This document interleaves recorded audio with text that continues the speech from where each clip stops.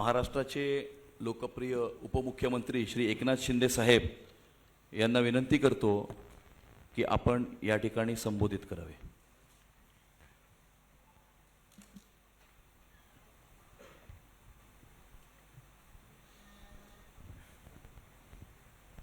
नमस्कार. आजच्या मुंबई महापालिकेच्या निवडणुकीचा भाजपा शिवसेना रिपाई महायुतीचा वचननामा आज मुख्यमंत्री महोदयांच्या अध्यक्षतेखाली आम्ही प्रसिद्ध केलेला आहे आणि या प्रसंगी उपस्थित राज्याचे लोकप्रिय मुख्यमंत्री देवेंद्र फडणवीसजी, केंद्रीय राज्यमंत्री आठवलेजी, विनोद तावडेजी, आशिष शेलार आमचे मंत्री, राज्यमंत्री योगेश कदम, आमदार अमित साटम, खासदार मिलिंद देवरा, खासदार राहुल शेवाळे, महायुतीचे सर्व उपस्थित पदाधिकारी आणि समोर बसलेले आमचे महायुतीचे पदाधिकारी, कार्यकर्ते आणि पत्रकार मित्रांनो, मुंबई महापालिकेची निवडणूक 15 तारखेला होते आहे आणि आजचा हा वचननामा मुंबईकरांसाठी त्यांच्या दररोजच्या जीवनामध्ये बदल घडवणारा, त्यांना दिलासा देणारा ठरेल असा विश्वास या ठिकाणी व्यक्त करतो. मुंबई देशाची आर्थिक राजधानी आहे, खऱ्या अर्थानं महाराष्ट्राचा प्राण आहे आणि मुंबई हे देशाचं ग्रोथ इंजिन आहे. या मुंबईला पुढच्या 5 वर्षात आपल्याला जागतिक दर्जाचं शहर करण्याचं वचन महायुती आज या ठिकाणी देत आहे.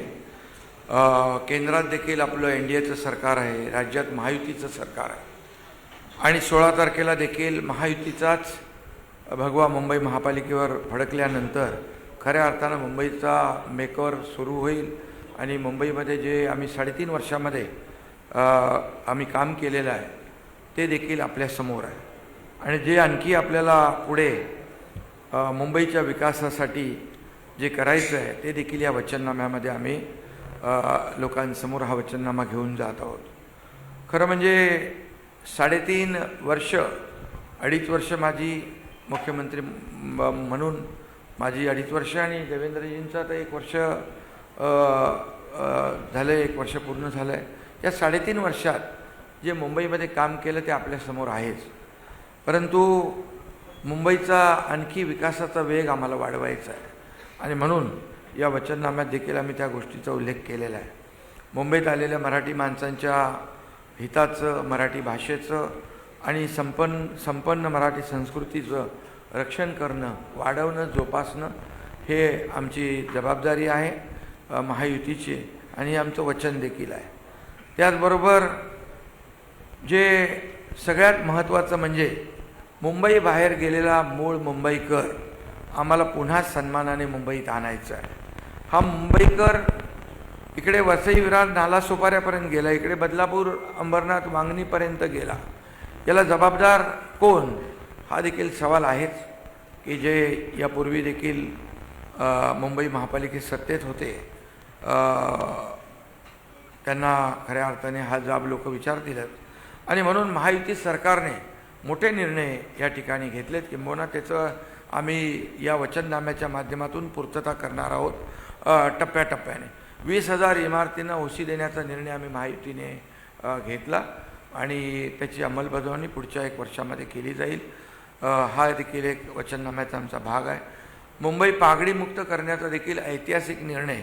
100 वर्ष लोक राहतात, परंतु ते घरामध्ये घर दुरुस्तही करू शकत नाही, रिडेव्हलपमेंटही करू शकत नाही, ते विकू शकत नाही, अशा प्रकारची परिस्थिती आहे. त्यांना कर्जही मिळत नाही आणि या सगळ्या गोष्टी ज्या आहेत या दूर करण्यासाठी आम्ही तोही निर्णय घेतला. जे ओसी मिळत नव्हती त्यांना दुप्पट पाणीपट्टी भरावी लागत होती, दुप्पट मालमत्ता भरावा लागत होता. या सगळ्या गोष्टीचा विचार करून आम्ही तो निर्णय घेतला आहे आणि म्हणून या पागडीतल्या इमारतींचा पुनर्विकास करण्याचा संकल्प देखील आम्ही या वचननाम्यात घेतलेला आहे. खरं म्हणजे याच्यामध्ये लाखो लोकांना फायदा होणार आहे.